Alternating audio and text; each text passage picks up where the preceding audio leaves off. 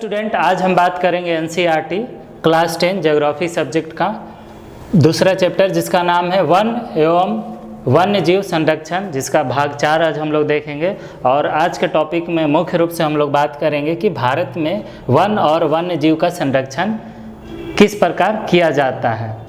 तो आप समझ सकते हैं कि भारत में वनों का जो संरक्षण है, जीवों का जो संरक्षण है, इसमें लगातार तेज़ी से ह्रास होते आ रहा है, कमी होते आ रहा है। इसके वजह से इसका संरक्षण करना बहुत ही आवश्यक हो गया है, जिसमें हम लोग देखेंगे कि किस प्रकार संरक्षण किया जा रहा है। तो संरक्षण की दृष्टि से क्या है कि जब संरक्षण हम किसी भी चीज़ का करेंगे, पेड़ पौधों जीव जंतुओं का, तो कहीं ना कहीं हमारे पारिस्थितिकी को, बायोडाइवर्सिटी को, जैव विविधता को समृद्ध बनाएगा और हमारे जीवन का जो साध्य संसाधन है जैसे कि जल, वायु और मृदा, ये भी अच्छे होते जाएंगे, ये भी अच्छे बने रहेंगे।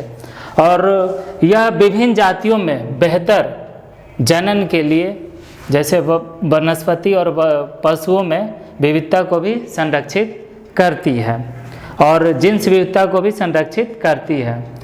उदाहरण के तौर पर भारत में जो कृषि है, मोटे तौर पर पारंपरिक तौर से फसल करना और जलीय जैव विविधता, मछली पालन पर भी निर्भर करता है।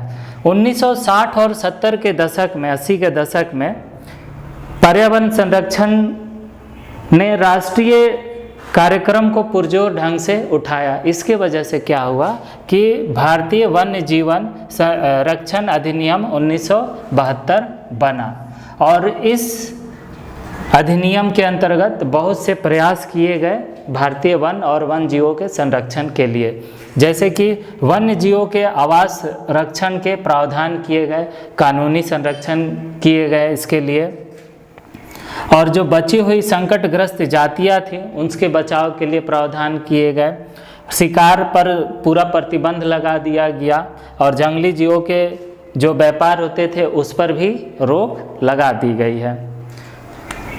और केंद्रीय और राज्य सरकारों ने मिल करके अपने अपने राज्यों में, और सेंट्रल गवर्नमेंट, स्टेट गवर्नमेंट दोनों ने मिल करके राष्ट्रीय उद्यानों का निर्माण किए, साथ ही साथ वन्य जीव पशु विहार स्थापित किए ताकि पर्यावरण में संतुलन स्थापित हो सके। इसके बाद क्या हुआ कि केंद्रीय और राज्य सरकारों ने ये पशु विहार और वन्य जीव पशु विहार बनाए, सेंचुरीज बनाए, जिससे कि बहुत व्यापक तौर पे इन सब जीव जंतुओं का संरक्षण आसानी से किया जा सके।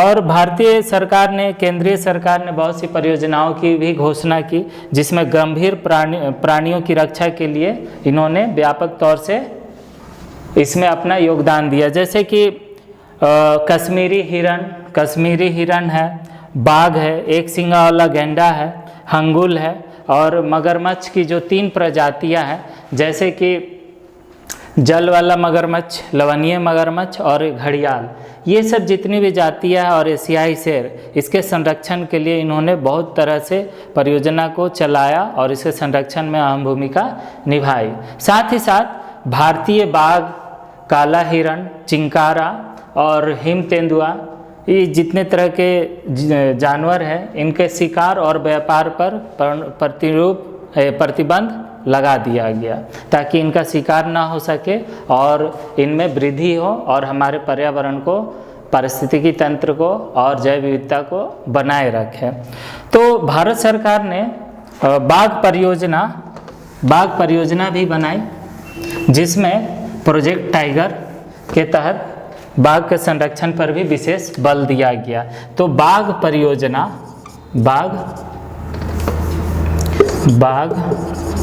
परियोजना कब चालू हुआ? 1973 में। तो 1973 में वहाँ से 55,000 से 20वीं शताब्दी में आकर के 55,000 से जो बाघ थे, 55,000 से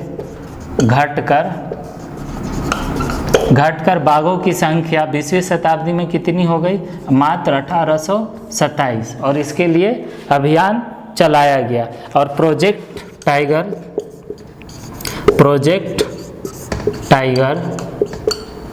प्रोजेक्ट टाइगर कब लॉन्च हुआ? तो ये भी 1973 में। तो प्रोजेक्ट टाइगर में बाघों का जो संरक्षण है बहुत ज़रूरी हो गया, क्योंकि बहुत से जो तस्कर है वो बाघों का तस्करी करके उसके खाल को बेचते थे, जिसके वजह से पारिस्थितिकी तंत्र में भी बहुत ज़्यादा प्रॉब्लम आया। विश्व में भारत और नेपाल ऐसे दो देश है जो 2/3 भागों में बाघ पाए जाते हैं। अब आगे और क्या हुआ कि जीवों के संरक्षण के लिए वन्य जीव अधिनियम वन्य जीव अधिनियम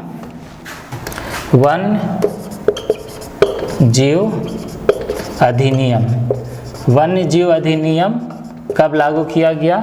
तो 1980 से 1980 और 1986 के दशक में जो भी कीट पतंग थे, तितलियाँ थी, ये सब जो भी छोटे छोटे जो जीव थे इनको भी इसमें शामिल किया गया।